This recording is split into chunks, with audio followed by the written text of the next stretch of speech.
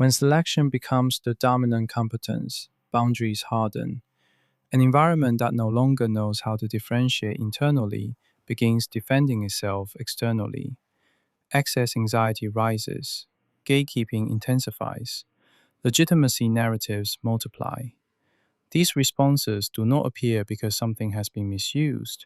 They appear because the field can no longer stabilize value from within. What looks like procedural care is often a border reaction. What looks like epistemic rigor may actually be structural insecurity. When internal differentiation weakens, systems shift the burden outward. They stop resolving value and start policing entry. Membership begins replacing merit. Recognition begins replacing resolution. The question is no longer what is being produced here, it becomes who is allowed inside. This is why exclusion expands when systems lose confidence in their own internal grounds of evaluation. The harder the border becomes, the more likely it is that value production has already moved elsewhere.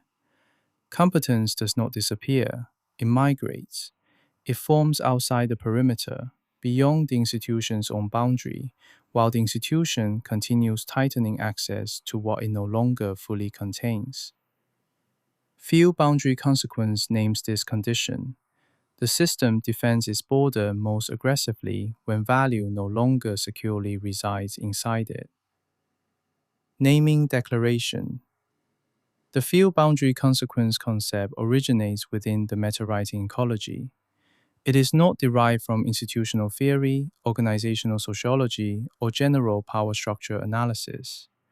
It describes a boundary stress response that emerges when selection becomes more central than internal differentiation, and when systems compensate for weakening evaluative capacity by externalizing exclusion.